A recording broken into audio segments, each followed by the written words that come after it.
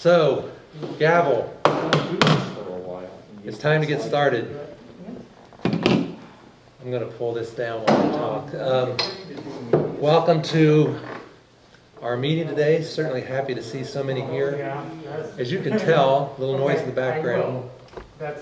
We're doing a test run. There's a handful of us here at the church and just a few people to do a test so we can see how this works. So give us some feedback if you're having any trouble hearing or anything today. Where did I get the feedback from? Who turned on their microphone? That's probably. Guillermo? Laura, did you turn on your mic, mute your... I'm not connected. Okay. Somebody, did you unmute over there? I don't know where that came from. Anyway, let's get started. So first we want to start with news. Anybody have any news they want to share? I have one big news item. I don't know if anybody's tried it, but has anybody downloaded iOS 14.51?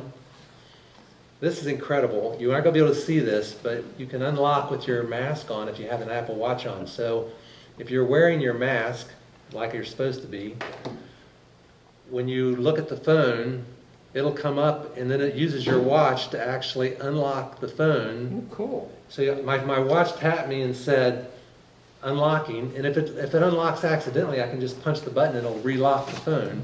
But it unlocks the phone without having to use the passcode, which is really cool when you're in Kroger or wherever and you want to unlock your phone because you've got your grocery list in there. This allows you to actually do that without punching in the passcode. And I have a really long passcode, so I really like this. I have an item. Go ahead. If you use AOL or Yahoo for your main email address, you might want to consider getting one with Google or Microsoft or Apple. Verizon, the owners of AOL and Yahoo, have sold them to Apollo Global Holdings, which is a holding company / hedge fund. So, these folks are looking for just money. So the day of free email may be over, or it could be they will eventually force you to use their apps and they'll splooge you with advertising. So if you're on AOL or Yahoo, I would get a different email address for your normal activities. Okay, yours. Any other news anybody wants to talk about?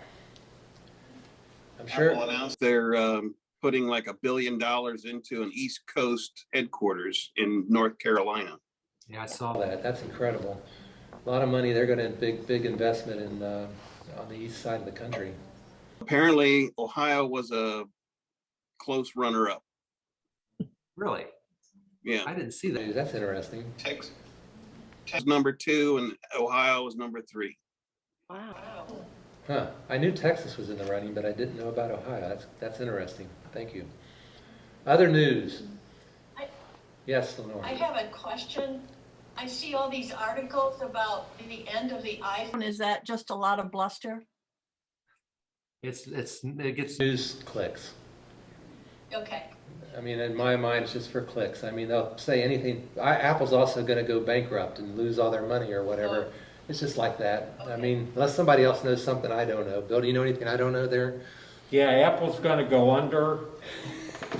Most people don't know this, but Apple was founded on April 1st. It's actually a long-running practical joke by the two Steves, and they, one of them's dead now, and the other one's tired of running it anymore. So Somebody's at Apple's your going door. away in a while. I'm kidding, folks. All right. Other news? Anything else? Bill Gates is getting a divorce. Oh, Bill Gates is getting divorced. We should announce that. Yes. All right. Anything else? We'll go one, going twice. Yeah, what do you got there? I can't read. It may worry all of us. I don't know that you could read it or not. This It's is, it's basically, I haven't read it yet. I just got it from the library yesterday, but I saw the gal on TV, and basically cyber crime is going to destroy us. Oh, And she's her name is Nicole Perlroth, the gal that wrote it. and it's it's no skinny book. It's well documented. I can't. I'm trying to think what We can't read the title. the title is. This is how they tell me the world ends. I'll read the one. I'll just read one of the things on the top. The definitive history of cyberware. Nicole Perlroth connects the dots and the behind-the-scenes action of every serious intrusion, cyber attack, and cyber espionage revelation in the last decade, offering recommendations for stopping the cyber war none of us want to see. Bill said that book's too thin.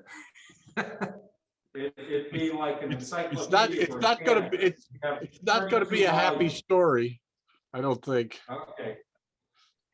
Well, we look forward to hearing your summary next time. So are you gonna I'm a get slow your reader. Bitcoin? It'll be about 3 months from now. The world will end when you read the book. Cliff Notes version? Yeah. All right, let's move on to for sale. Anybody have an item for sale they want to talk about? Oh, don't you want to do your thing about the new Apple products? I will. I was going to do that after the for sale things just before Okay. help desk. Cool. I should have done it there. You're right, but I'll do it in a minute. I have a. Apparently I can't show it, but I have a 11-inch, I have an 11-inch iPad Pro, space gray. I think Mark is going to have it on the email that he sends out. But what he doesn't have is this nice waterproof Apache case that comes along with it too, which, you know, it's about $35. So Cool. Anything else anybody has for sale? Because I want to cover one more news item that I skipped over that I should have done a minute ago. Nothing?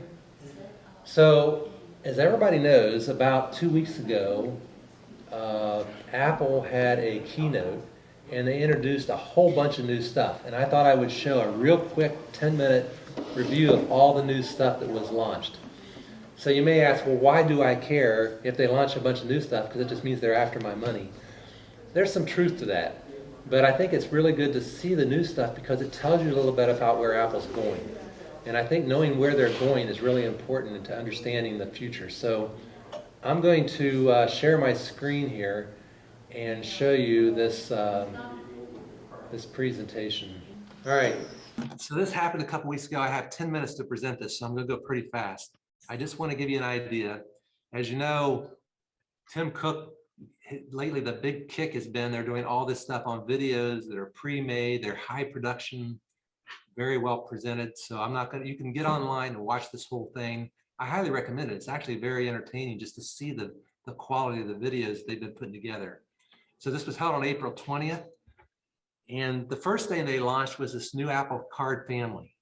If you have the Apple Card, you could only get it for an individual person in the past. So if I got an Apple Card, which I have one, it's only registered to me, and I didn't get one, you know, I couldn't get a family one, so Teresa couldn't get one and share the same account. It's just mine. The new thing is going to be this Apple Card family that allows for a whole bunch of new limitations and options. So if I had kids, for example, which are gone now, I could give the kids basically an allowance and say you can spend X amount of money each month or whatever, or I could give it to my wife and she could build her own credit while still using my account. So this is a big deal, big change for Apple, something that they needed to do, which they did. The next thing they launched was a redesign of the podcast app. This is still having some problems. I don't recommend you go out and download it and use it yet if you're not already using it. But they launched a big update to the Apple Podcast app. But one of the big things is you can also now, instead of just subscribing to an individual podcast, now you can subscribe and pay somebody for their podcast inside the app. So that's a pretty big deal too. I'm not going to stop until the end. So if you have something, say something. The next one was a purple iPhone. Somebody needs to mute. Yeah. Somebody here's online. I just did. Okay. So the purple iPhone was the next big thing. Purple iPhone looks beautiful. If you're into purple and you want an iPhone 12, You can get it in the mini, or you can get it in the standard iPhone 12. You can't get it in the pros, but it's really a beautiful looking phone from everything I've seen. So that was a big launch. The next one was AirTags rather. Anybody heard anything about the AirTags? They're really cool. No. So there was this thing on the market called Tile. Tile was these fine locator things. Like I had one on my keychain. If I lost my keys, it would help me find my keys. Well, Apple has launched their own version of that. There's these little tags. They're about the size of a quarter, and you can get a holder, put them on your keychain, and if you lose your keychain, it helps you find them. Their unique capability is because there's so many iPhones out in the world, if I lose my keys here, then, and I leave them here, somebody else in the room with an iPhone later, if I tell it it's lost, it'll show up on somebody else's device. They can find out whose AirTag it was and let me know that they have my AirTag. So it's a great device for finding lost stuff. I don't know, can you see this? There's my AirTag right there on my keychain. You can get them 4 for $99, so they're not really expensive, but they're pretty cool. They set up really neat. It's pretty cool. I think device. $99 is not very expensive. 99 is for 4 of them. You can get one for $29 and something. So not dirt cheap, but compared to most of the stuff Apple sells, it's a lot less cost than most things. Next thing I launched was a brand new Apple TV 4K, but along with that brand new Apple 4K Apple TV, they launched a new Siri remote. This is a Siri remote, big change, huge improvements in the way it functions. Some people are really excited about this. I'm not sure yet how excited I am, but I am anxious to take a look at it when they're available to look at. Anything's better than the one they got now. I like what we have now. It's a The funny little thing. sliding thing. Yeah, I loved it though. Yeah. That's really crazy because some people loved it. The next thing they launched, which is a huge deal, was brand new iMacs. I don't know if you knew this or not, but the 21-inch iMacs they ran out of stock. They shut those things down about a month ago. This is the new iMac. It's super thin. The entire processor is down in the chin, the whole thing. It's a little dinky CPU board. And so it's super thin, beautiful. It comes in 6 colors plus basic aluminum color. And it's instead of 24-inch, it's 24-inch instead of 21-inch. So they were able to make the display a little bit bigger, but keep the overall package size the same by going edge to edge, basically, with the display. These are on sale now. This is what you could think of as the consumer version. There's still going to be a bigger one. So the 27-inch will be replaced at some point. That's down the road yet. But these are in production. You can order these now. They're available later this month. But if you're looking for a new iMac, this is the future. This has the M1 processor in it. We've talked about the M1 before. So it's really a gorgeous computer. It's fast. It's a screamer. The reviews are going to be in soon. So we'll see how that goes. And the last thing I wanted to mention is this iPad Pro. There's a brand new iPad. It has this XDR liquid retina display that's going to be gorgeous, they say. It's got a Thunderbolt port instead of just this USB-C port. You can get amazing amounts of memory. I mean, you can get up to 16 gigabytes of memory in this thing. Plus, you can get a whole 2 terabytes of hard drive, or of SSD. So this is really a big step up for the iPad, and it's going to be a screamer because they put the M1 processor in it. So, and plus 5G modems if you get the modem. So I bought one of these. I'm really excited to get it. I don't have it even. I sold mine. This was my one. How much did it cost? You don't want to know. I don't want to know. I don't even look at it because I don't want to know. $2 But grand? I did use my Apple Card, huh? $2 grand? Yeah, almost. Yeah, right at $2 grand total. Now that's because I bought the 1 terabyte version. But I need the space for video because I do a lot of video. At least that's my excuse, and I'm sticking to it. And that was it. That's the stuff that was launched. I wanted to get through that in 10 minutes. I think I came pretty close. Any comments, questions real quick before we move on? It was exciting. A lot of new stuff. Apple has been on a tear with new products lately. All right, help desk. Anybody got anything you want to ask the help desk? Yes, Barb. I sent an email to the group I want to, you've talked about those Wi-Fi mesh. We have our computer in a bedroom at one end of the house connected to an airport extreme. And I want to be able to put a mesh to the opposite end of the house for a TV that I can stream things back there and put a Roku stick on it. I just need some input as to what would be a good system. I kind of understood that I'd have to replace the Airport Extreme as well with a mesh. But what's a That's good, correct. I've looked at what Apple has, I've looked at online and what they say is the best, and you know, they give you the pros and the cons, and I don't know. We'll let Bill answer that question, but I will tell you, you want to get, there's several mesh systems out there, a lot of really good ones. But you're right, you're on the right track with going with the mesh. You may actually want to put the second hub closer to the middle of the house, but regardless of location, they're all really good. So Bill, you want to, I don't remember which one it is you like. Bill's coming. We're trying to combine aerobics and exercise and meeting. My favorite is Netgear Orbi. But Linksys has an excellent system. And, I saw the links that's on the app. and then EO. EO? Oh, okay. Eero. Yeah. Eero. And that's the one that was in the Apple stores for a while. They're really good too. They have really cool setup. They use an app on the iPhone to set up, but they're owned now by Amazon. So Is if you that got a the thing of EORR? EERO, I thought, something like that. Okay. Something like that. Don't you have one? Yeah, EOS. Yeah, whatever, I don't remember, but it's a pretty good one too. They have a brand new one that's Wi-Fi 6. So, you know, if you're going to invest now, I mean, I don't know what your thoughts are, Bill, but I No, probably would. Wi-Fi 6 is where you want to go. You want to go with 6. I would not go with one of the old ones. They'll still sell you the old one, but I would get the 6 stuff if you can get it. 6 or 6E. Is that with any of them? Yep. The Netgear or the Oreo? Because everything's whatever? going to 6, and it's got a lot of advantages for bandwidth and speed. Our house is 2,100 square feet, so So a ranch. Mesh will be good for you. It's perfect. Okay. Do any of those brands have this Wi-Fi 6 Yep. or just All the, three. okay, Yep. all of them do? Yep. Okay. I just recently went from an Apple-based system to an Asus Zen Wi-Fi system, they call it, and it is Wi-Fi 6.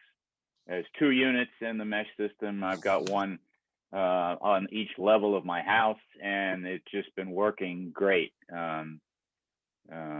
Speeds are great, and reliability has been really good so far too. I've had one outage, which happened after a power outage to the house. That one of the satellite unit didn't come back online like it should have, so I had to go through some service consulting there. But other than that, it's just been great. So I would highly recommend that system as well. Dick, question for Bill Herrick. How do you manage it? Does it have an iOS app or a Mac OS app where you can easily manage the system, or do you have to go in with a web browser? No, it's both. There's an app that goes on your phone or your iPad, if you like, and you go through the setup process with it primarily. But then there is a web address you can go to for standard administrative kinds of maintenance on it. Like, well, I recently did a firmware update. I did that through the website page rather than through the phone app. But you can do that on the phone app as well. Can you set them up through your computer? I'm sorry? Can you set up through your computer? Yes. Okay. You can, but it's more straightforward and less complicated if you do it on the phone app, is what my experience is. The admin features on the web page are so, I mean, there's so many levels of complexity there. It gets way beyond my ability to make intelligent decisions about what choices I should make. So I'm trying to keep it on the simple side, and I'm using the app primarily because it's designed for people who are not, IT people who know, people like Bill and such who have all this knowledge that I don't have.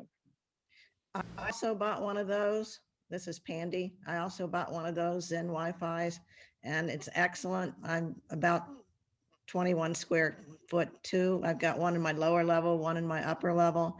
Never had a problem with it. Easy to set up. I have another remote control system that's kind of like a smart home video audio thing, and it works and interfaced really, really well with that, with no problems. It's very easy, very, very easy. I'd highly recommend the Asus also.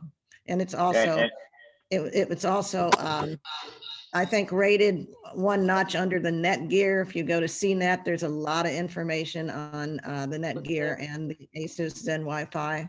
So you want to take a look also, but there are a lot of them, but this was what I chose, and I'm also extremely happy with it.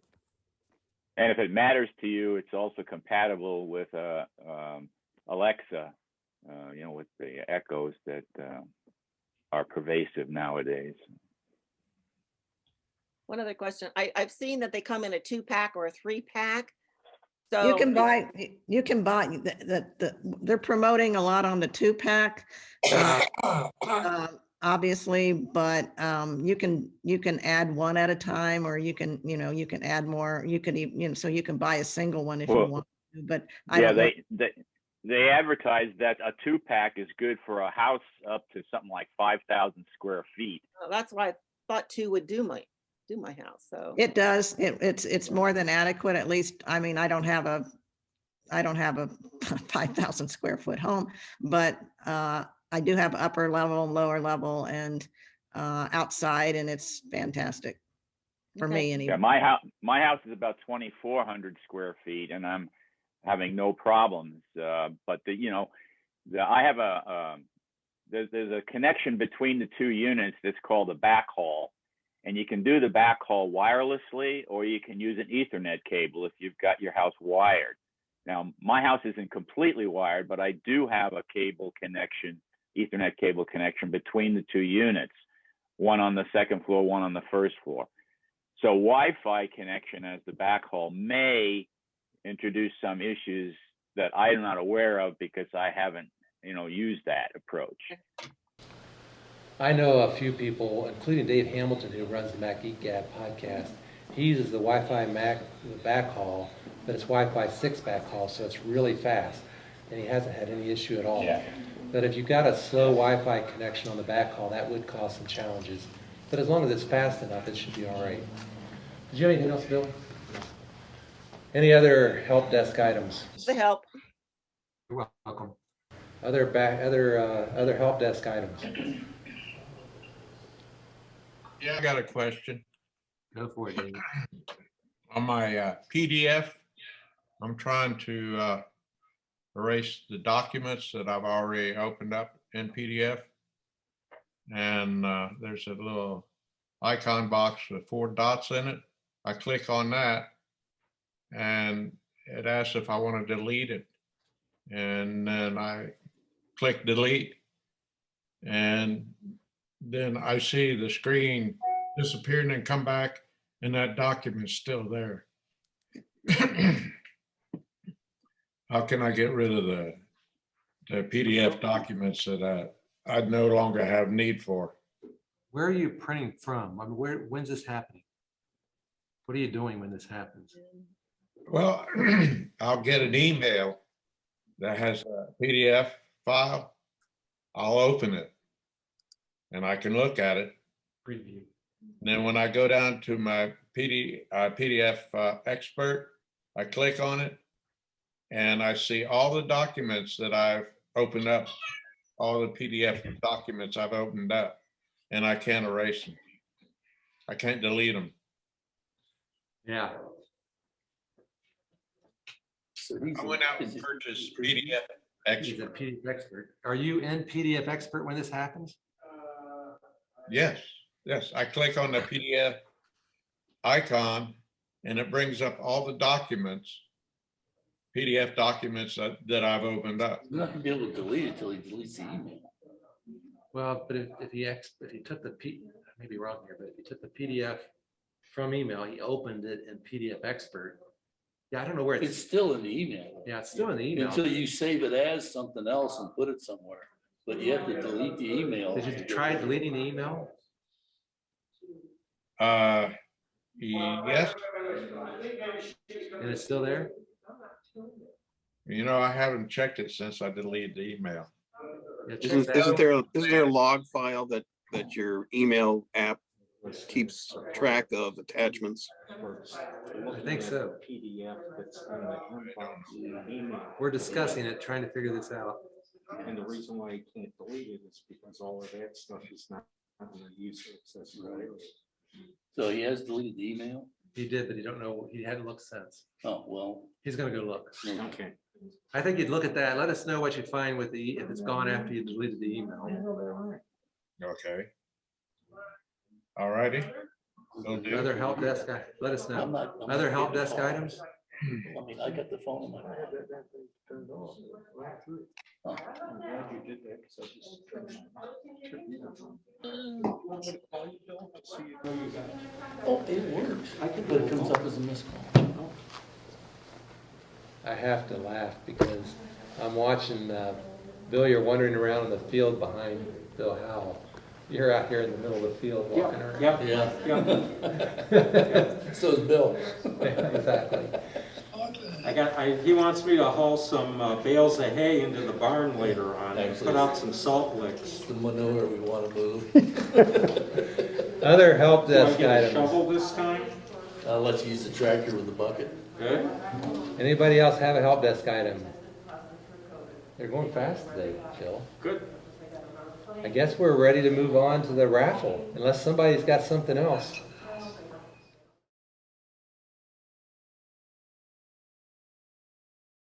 All right, it's time to begin. So today, Bill has the material to present. So we're going to turn over to Bill, and we'll see how this works. Give us some feedback on how this works today, and we'll try to keep making it better. Okay, and you're focused on the screen? Cool. Okay, good morning. We're doing part 2 of passwords, administration and management. Can you hear Bill all right? Was that a yes or a no? I got thumbs up. Thumbs up, okay. So what are we going to cover? It's hard to see the screen, however. So our professional videographer is making some adjustments. You will get a hard copy after the meeting, so. And we put it up on YouTube. Okay, so what are we going to cover? Why password management is important. We're going to do a quick review of what we learned last month. Then we're going to look at how you can view, edit, delete, and manage passwords that you've saved in Safari, the preferences, the preference window of Safari. Then we're going to talk about password management apps, what they are. I'm going to give you a quick best of breed about what are the best password managers in 2021. And then the last thing is, do you really need a password manager? Now that's where I expect to see some of the more technically advanced members are going to not like what I say. But we'll see if I'm right or wrong. Okay, supplemental materials. With the copy of the presentation that'll be emailed out to all the members, you're also getting a couple PDFs. The first one is 5 best password managers from Wired Magazine. Again, that's a 2021 article from April. Best password manager to use for 2021, that's from CNET. Best password managers in 2021 from TechRadar.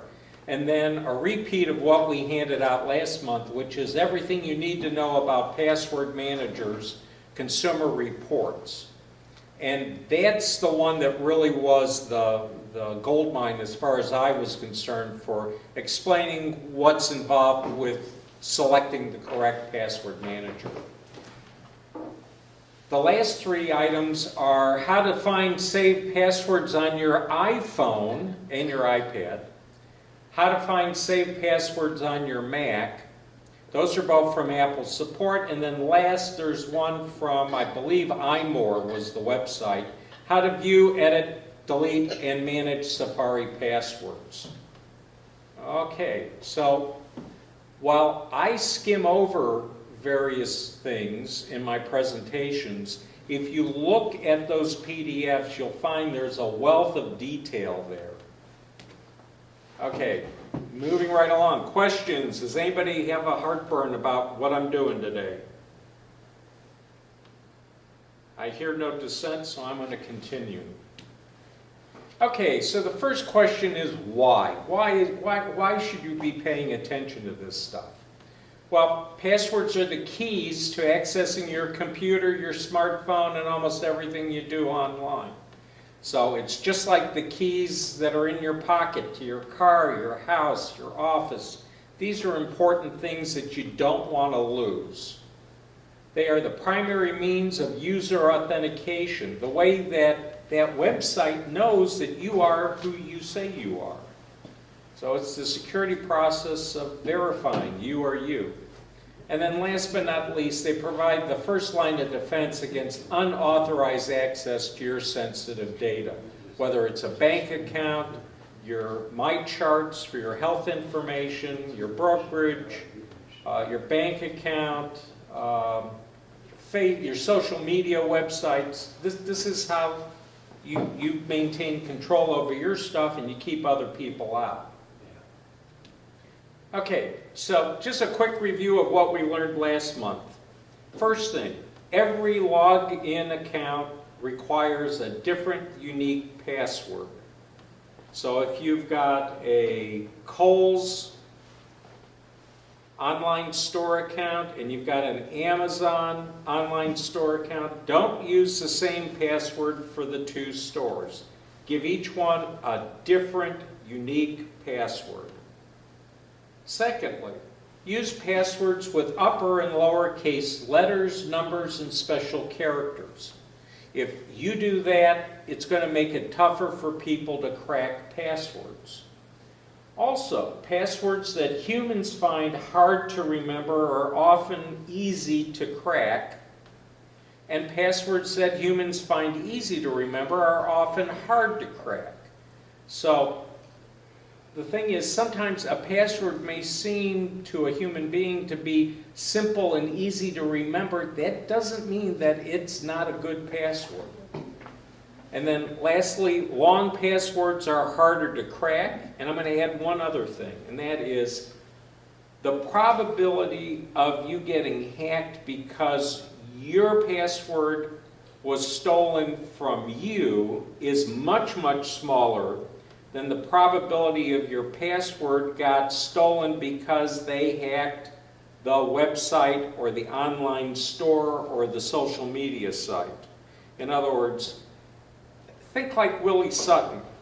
He robbed banks because that's where the money was. If I want to steal passwords, I'm not going to pick on an individual. I'm going to go to some company like Target or Home Depot or Amazon.com.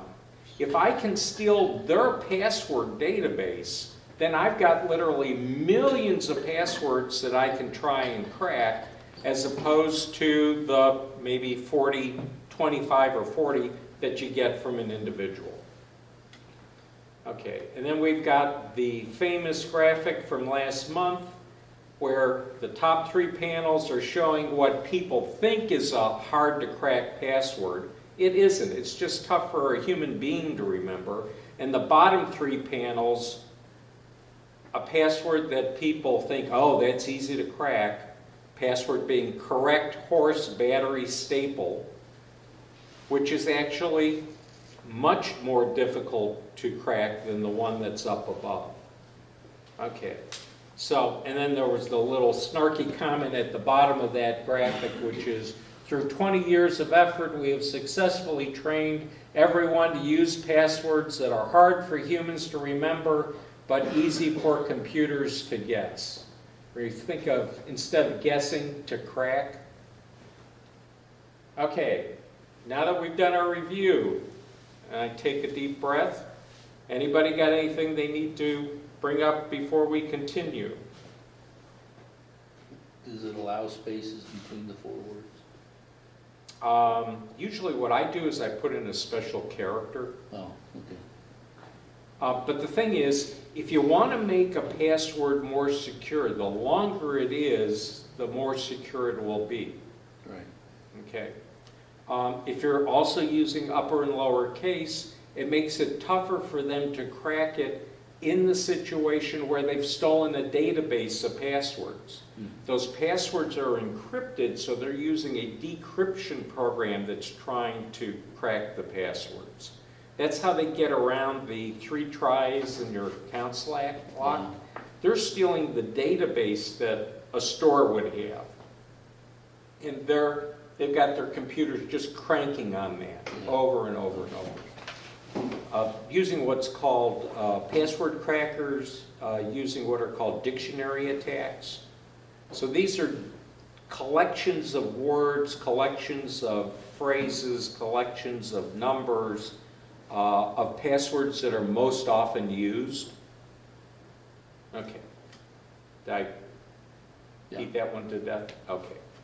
All right. So what we're going to look at is if you're using Safari as your main web browser, okay, and you've told Safari that you want it to save passwords when you log into various websites, you can find those passwords that are saved on your Mac or your iPhone or your iPad.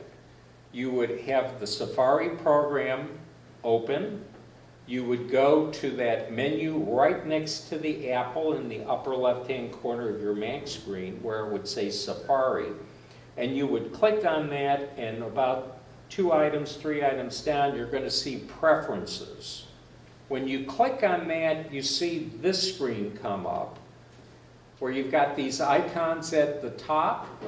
And if you click on the one that says Passwords, not autofill, but Passwords, you'll get this dialog box that's on the screen right now. So on an Apple, you can't just go in and look at your passwords. You have to give a password to see the passwords. The password that they're looking for is the password you use to log in to that computer. What's called the computer login password, or what I usually refer to as your super secret computer password. Okay, once you put that password in, you're going to get a second screen where it'll give you a listing of passwords that have been saved.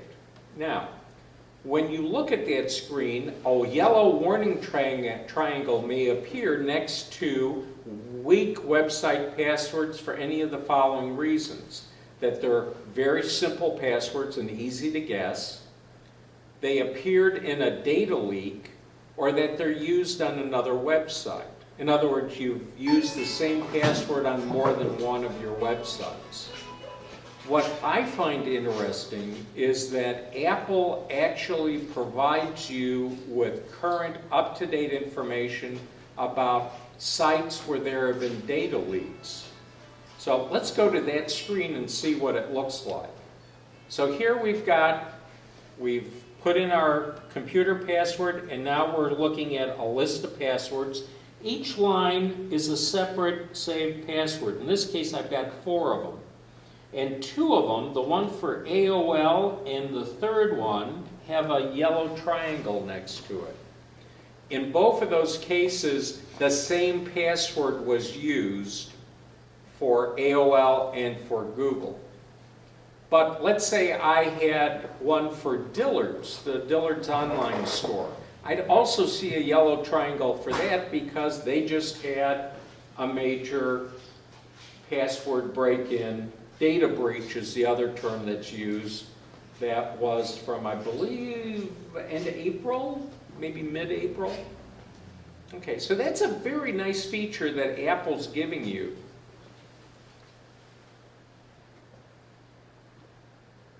So let's move on to the next thing. All right. So the next screen would be if I clicked on one of those, let me go back here. If I clicked on one of these lines, a button will appear on the bottom that says details. Well, if I click on that detail button, it's going to show me the website, the username, and the password in clear text. So let's look at that screen. So in this case, I've clicked on the fourth item, which was imaginarywebsite.com, and the username is osgood.bosco, and the password is 123456 plus password with a capital P plus example. Now, by any of the normal rules, 123456, oh, don't use that in a password. And don't use the word password in your password. And example is a word that's in a human dictionary, so you shouldn't use that. But if you put those three things together and you put a couple plus signs in the middle, you've got a 21-character password that's going to be sort of tough for someone to crack with a computer breach program. Okay. Now, the other thing you can do is you'll notice that on the bottom of that presentation, next to the detail button, we have an add button and we have a remove button. So let's say I don't have a password for Amazon.com saved, but I want to put one into Safari without actually going to the website. I can click on the add button, put in the website URL, put in what the username is, and put in what the password is. And it will add it to my saved passwords. Conversely, I can also remove one of these. Very often what will happen is, over time, you've changed a password or you fumble-fingered a password and you told them to save it. So it's saved more than one occurrence for the website. And one is the correct password, one's when you fumble-fingered it, and one's the password that you got from maybe 5 years ago. Well, you can clean that up in Safari password preferences. You can remove the ones that are causing a problem. Okay. Questions? Yes, Bill Howe. Talk about the passwords when you get in to see all your websites and passwords that you can click on those and see if they've been used or how many times they've been reused on your computer. Yes. Okay.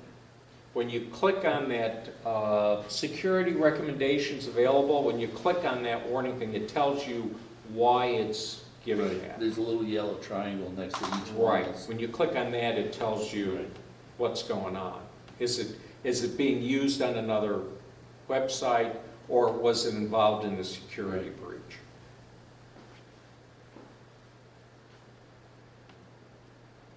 Okay. Now, I'll add one other thing. Safari is not saving your passwords. They're actually stored in a program called Keychain Access, which stores a whole bunch of other things. But what I found is if you launch your Keychain Access program that's inside your Utilities folder, which is inside your Applications folder on a Mac, people get confused because you've got email authentication keys, you've got third-party tokens that are in there. It's saving a whole bunch of different things. But if you go in through the Safari preferences, you're only seeing the website passwords. And it's a much less confusing way to get to that information. Keychain Access is also the program that if you save credit card information on your Mac, that's where it's stored. And it's a 256, it's well encrypted, I'll just put it that way.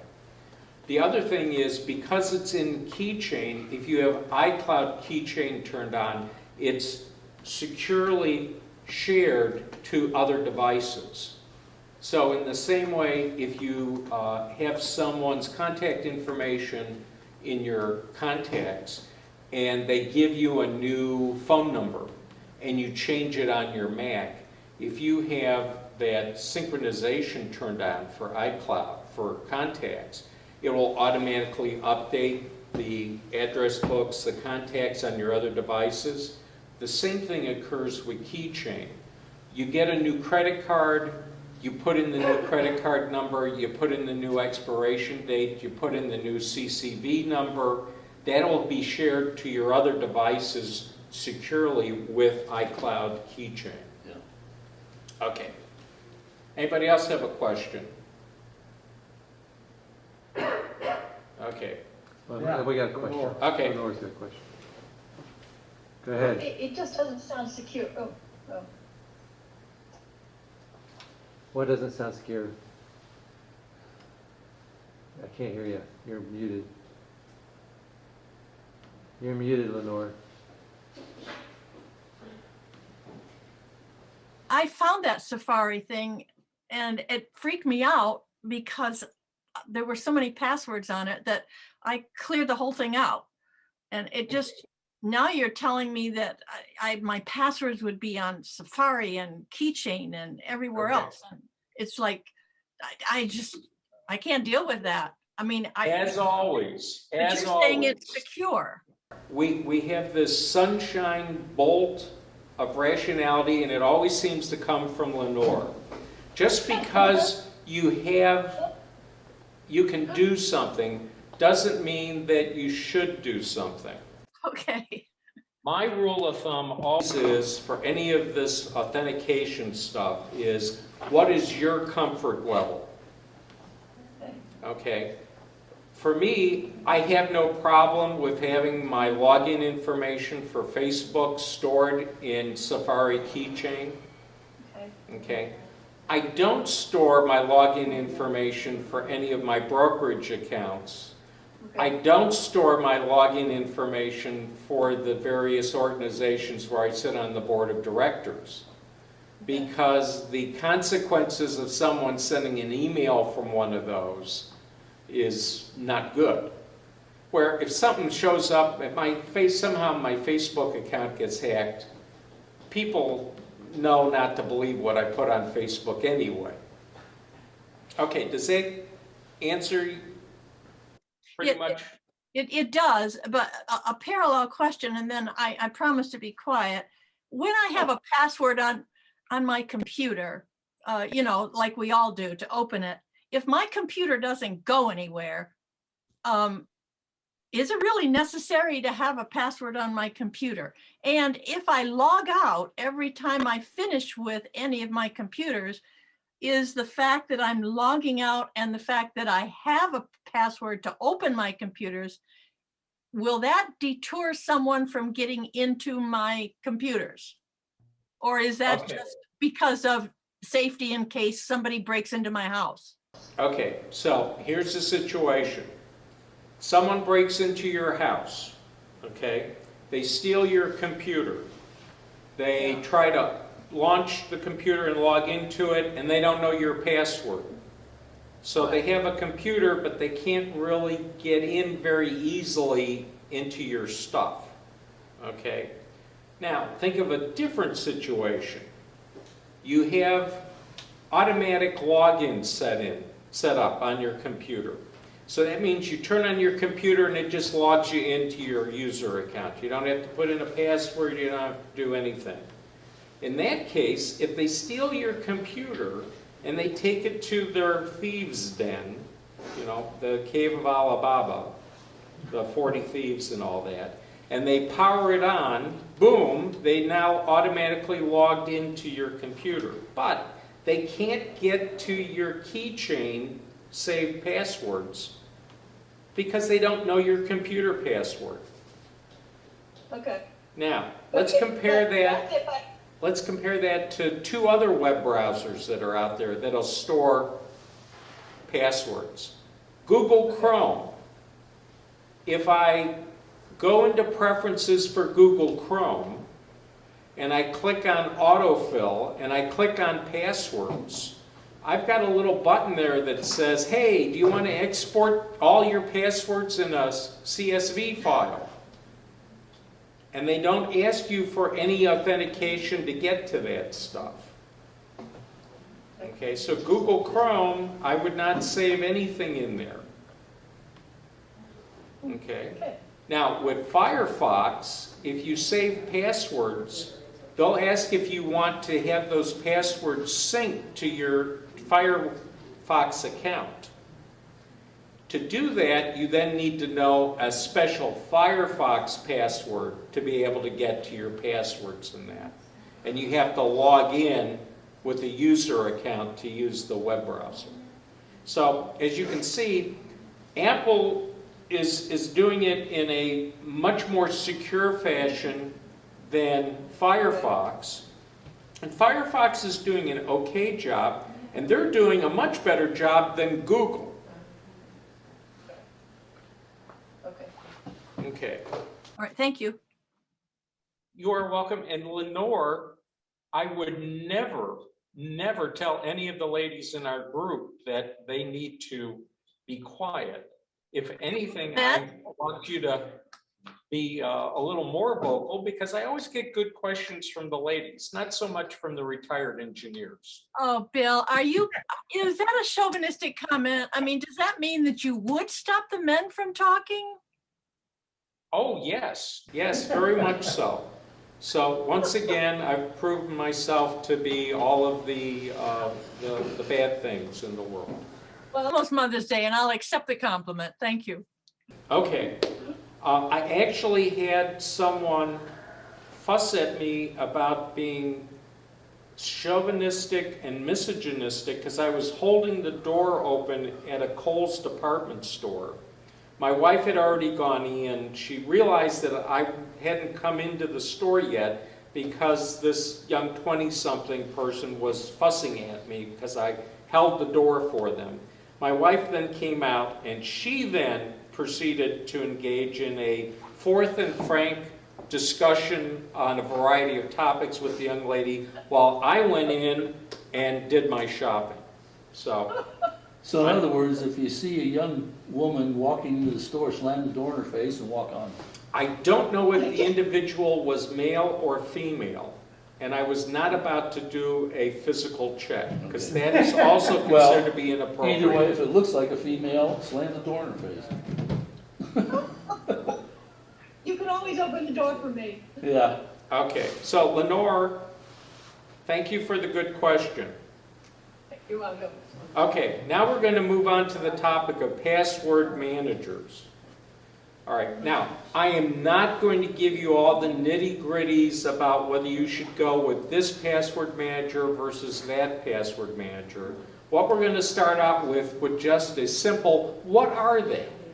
Okay, so a password manager will generate, retrieve, and keep track of super long, crazy random passwords across countless accounts. These are login accounts for you. They protect all your vital online information, passwords, PINs, credit card numbers, and their CVV codes, answers to security questions, and more, with encryption so strong that it might take a hacker between decades and forever to crack. However, okay, there typically is a master password that you have to put in to be able to use the password manager. And it's one of those things where if you forget it, you're toast. So keep that in mind. All right. Does Keychain keep the password for the password manager?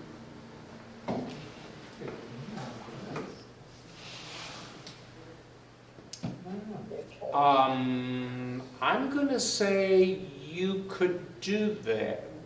No, I'm going to say no. I'm going to say they don't, because of the way that the interaction occurs. Some password managers are an actual program on your device. Some password managers are an extension that goes into a web browser. And because of the way they do that, it's connecting to a server on their end where your master password is stored. So it's, again, a case of where your passwords are being stored, not on your local device, but on someone else's server. So do you trust them? Yeah. Okay, and do you trust that the transmission back and forth of information from their server to your computer to tell the website, is that done in a secure fashion? Okay. Okay. All right, so anyway, if you want information about specific kinds of companies that do password managers, read those articles that are part of the after meeting email that goes out. Okay, so we're going to just do best of breed. Best password managers for 2021. Best overall, 1Password or LastPass. These are different companies, okay? The best free ones, now these are ones where you're not saving, they're minimal password managers. They're not as secure as Keychain Access. They're on your local machine. And those two companies would be Bitwarden or Keeper. And they both are very, very, they do the marketing thing to tell you about, yeah, the free version is okay, but you really need to be paying the money for their paid version. And then last but not least, free open source software, and that's KeePass XC. It's FOSS, free open source software, and it comes in versions that run on Mac, Windows, Linux, Android, Chrome OS, what am I forgetting? iOS, iPad OS, iPhone OS, all the stuff, okay? So one of the things that just sort of fit into that decision-making process is how many devices do you have, and does that password manager work on all of your devices? Okay, so you want to typically go with the big names. There's two that I did not put on the list, and that was Norton has a password manager, and then there's NordVPN also has a Nord password manager. And I didn't use them because one, their marketing, advertising attempts, I think, are overboard, and they hype stuff too much, and they're sort of new to this particular field, and I don't think they give you the same value that 1Password or LastPass would. Okay, moving on to the last slide. Do you really need a password manager? Okay, now, this is Bill Herrick expressing his personal opinion, which may or may not be worth the dirt on my shoes. So my take on it is, if you access more than 50 password protected accounts, yeah, you probably need a password manager. Do you need it from a security standpoint? No. You need it because you can't hold 50 passwords that are unique in your head. And so you're either going to have to be using index cards or a password list or some other method of keeping track of those passwords. And typically a list of passwords or Rolodex, etc., is going to be less secure than using a password manager. Second item, if you access password protected accounts from many different devices with many different operating systems, yeah, you need a password manager. Because different devices, different operating systems handle their passwords in different ways. So then you've got to not just remember the password and the login information, but the process of putting it in on that particular device. And they can be very, very different. A password manager gives you the same interface every time to be able to put in those passwords. So it makes for a more convenient situation, less aggravating situation. So with that said, we'll go to the last set of questions anybody might have. Anybody got a question? But you skipped the dash lane. You skipped talking about dash lane. Oh, I don't like Dashlane, Okay. and it was because they started spamming me. I used to use Dashlane. In fact, wait a minute, let me go back there. There it is. Yeah, best full-featured manager is Dashlane. They've got more features than God Has Saints. Okay, but I stopped using them because they kept spamming me. And it wasn't just, on one account. They started spamming me on my other email accounts that, the passwords were in there, but they weren't the account I used with them. And I'm going like, okay, if you're sending me your advertising marketing stuff to these other accounts, that means somehow you took my information and gave it to your marketing people. Okay. And thank you, I missed that. Never used it. So other than that, I like them, but they just tick me off. It's personal. Yeah, it's personal. And so are password managers. You really do have, there's no way I can tell someone, hey, this is the right one for you. You got to look at the features and figure out whether you're comfortable using them for secure information. Okay, any questions? I'm looking at Rick Cartwright. Derek's got a question. Derek has a question. Okay. Go, Derek. Do you hear me? Yes. Okay. How do you deal with this pesky website which asks you to change password every 3 months? Okay. Well, first of all, you have to remember you're not in control of the situation. Okay? If that's their policy, you got to do what they say. That is a situation where I would use a password manager, even if it was one of the simple free ones, because they'll let you automatically generate. You can tell the password manager to generate a new password, give it to them, and you don't have to remember, keep it in your head at all. With that said, I'll also make this comment. As someone who has been doing some cybersecurity the last couple months, the very last thing you want to do is to churn your password logs. Because typically when you have a data breach, it's going to be the passwords that have been changed relatively recently that are still going to be in plain text and will have not been encrypted and put into the password database. So when you're asking people to change their password every 30 days, the assumption is that they are not keeping their passwords secure. So in other words, that particular company or website is saying, we can't trust you, okay? And if they get hacked, there's going to be password transactions in plain text that a hacker won't have to crack. It'll be just sitting there for them to get into.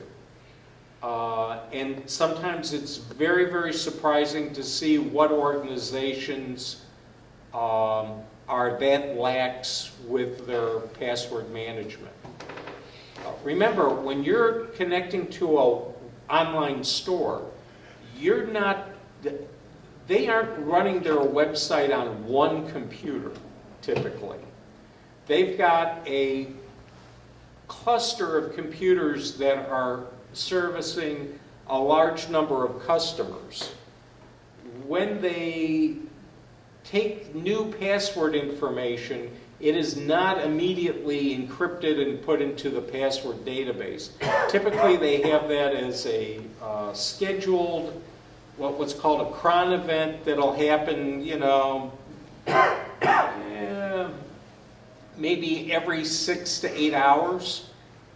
So that's a 6 to 8 hour vulnerability window is there.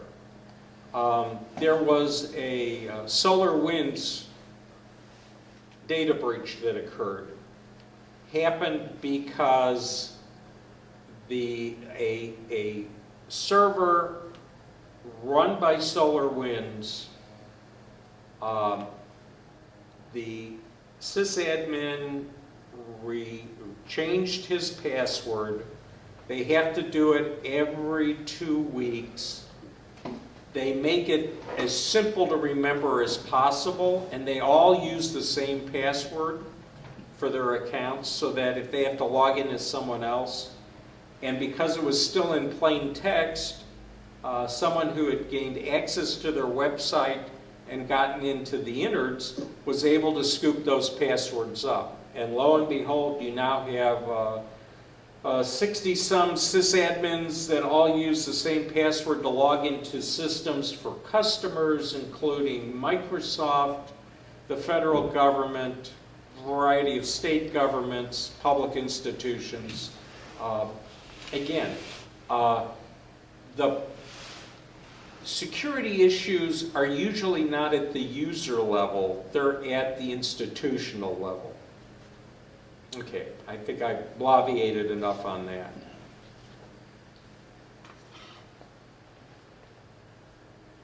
So there's no hope, Derek, you just got to change it. Okay. Anyone else?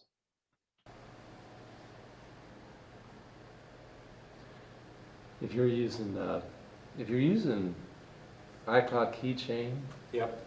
it does a really good job on sites like that though, because it'll just change the thing and store the new password.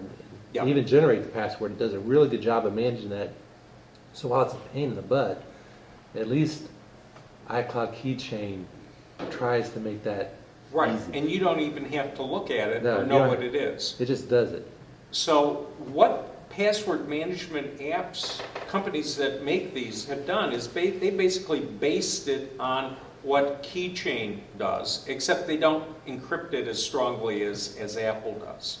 Right. Apple keeps upping their game every time the federal, the FIBRs, the federal agencies try and up their game with the various people that they use, whether they're Israeli or they're Australian. Lately, they've been using some folks out of New Zealand to try and crack iPhones and iCloud data and such. Yep.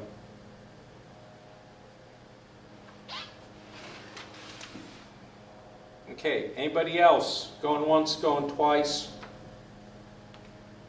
No hands. No hands. Okay, so let me just poll the people that have zoomed in. Did I do an okay job? Just show a thumbs up or a thumbs down. We got thumbs up, no thumbs down. Okay, And we think we know how we know next year next month, when we do it, if we do it this way next month, I think we can do your video better so they can see your presentation better. Mark and I've got a way we can, Mark came up with an Okay. idea and I think it'll work. It'll be better. okay. Plus, I'm hoping to, next month, now that I know what the layout is here, I'm confident that we can just have regular members coming in next month. Spread them out. Right, but see if folks how many folks still think we should do Zoom? We can do a hybrid like this. A lot of hands went up. Okay. So, and I'm looking at Zoom as an opportunity. I think this is a great tool that we can, we have a thumbs down. Kathy Toller says no, everyone should come in person Don't put words in and my bring mouth, money. Bill. I'm for the Zoom. Keep up the Zoom. Okay. Okay, one more question for the membership. As you know, various members of the Leadership Council of TMG have constantly frustrated my attempts to do a presentation of Linux for the user group.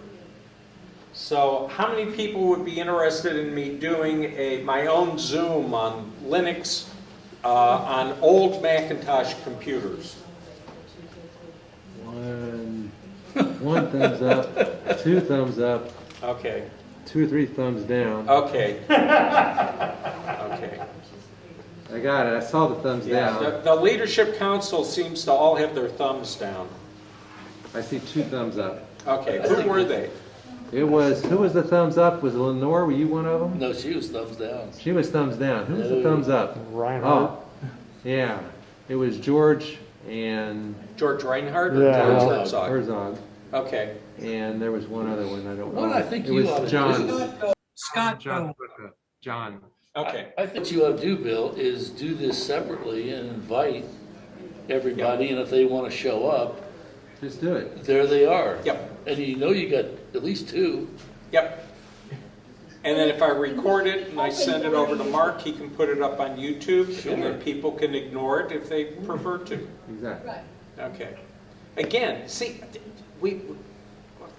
I'm trying to take the paradigms we've used in the past and say, okay, we had all these restrictions, you know, it doesn't make sense to do a meeting topic where only one person's interested. Yeah, But if we're doing Zoom, yeah. you know, all I'm doing is just spending, you know, my hour of time. I'm not using club resources for it. Well, they're not using club resources, that's just, Even if you are, it don't matter. Well, People want to come and watch, they'll do it. If they don't, they won't. So basically, it's almost like when we went from film to digital photographs. You know, when I was using film, I would be like, okay, wait a minute, I gotta be Ansel Adams here and get the light just right. Digital, oh, just snap, snap, snap, snap, snap. now you got the power wine, you know. Yeah, just keep going, and then, of course, Delete, yeah, edit them later. yeah, well, the problem is you never edit them and you No, never you delete them. got a zillion photos of the same thing. Okay, one last item to poll the membership, unless somebody had a question. Can I vote for a presentation on Raspberry Pi? Very Raspberry high. Yeah, it's a great piece of hardware. Who was that who said that? Dan. That was Dan. Dan, Dan? Wyckoff. Okay, Dan, I'm up to about 12 of them that I own doing different things, so I'll contact you on that one. I love Raspberry Pis. Do you have some? I have their competitor. But I haven't used it for a long time. I have Raspberry Leaf. Uses it to calm down. Hang on. Okay, that's Raspberry Pi is a single board computer that would fit into my shirt pocket.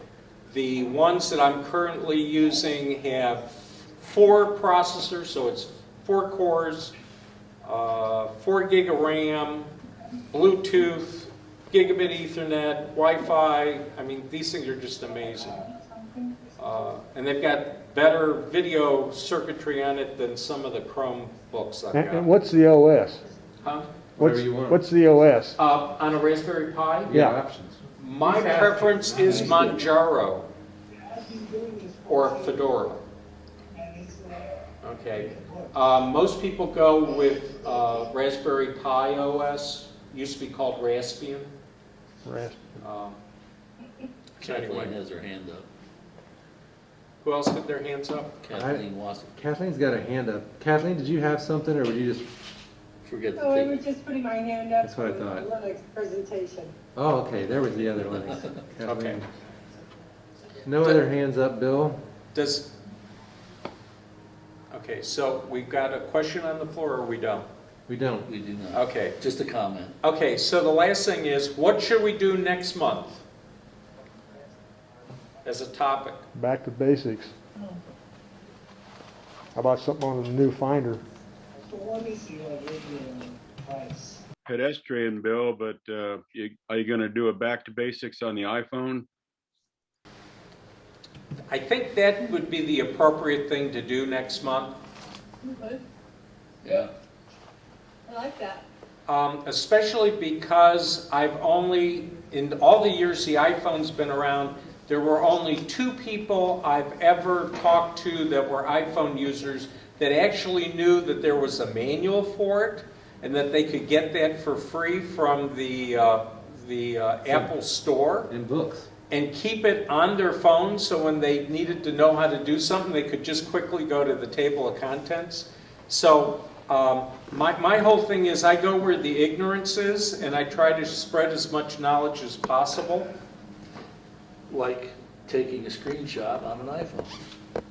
Oh, yeah. There's probably like the top 20 things you can do on an iPhone that are simple little hit things. Yeah. There's a bunch of those. There's a whole bunch of those. Yeah. It would like be a great, keystroke it would be a commands great, on the it would Mac. be a great thing. And Rick, I found out you do the screenshot with the home button and the button on the right. Oh, I have an older iPhone. Yeah, that's right. Okay, so give me a poll real quick. How many people like the idea of iPhone basics? Yay. Okay. A lot of hands went up. I didn't count them, but most Yeah. of them. Okay, so we're going to do iPhone basics next month. All right. Now, again, it'll be the same thing as this time. I'll show you a couple neat little things that I think you need to know, but there'll be supplemental materials that'll walk you through all the other stuff in detail too deep for me to present in a half-hour presentation. But still show the reference. Oh, yeah. It'll be there. Oh, yeah. But you got to promise, everybody's got to promise they'll actually look at the references, the supplemental materials. And download the instruction. Because there'll be a quiz the following month, and, you know, you'll miss those extra credit points. That's right. I'm bringing my granddaughter to the meeting. She'll know how to answer everything. All right. I have no problem with that. We can put her up on the podium. All right, I thank everyone for coming. Unless there's, so officially the meeting's adjourned. I'm going to stay here for a little while if there's anybody else that needs to chit chat. I'm going to stop the recording.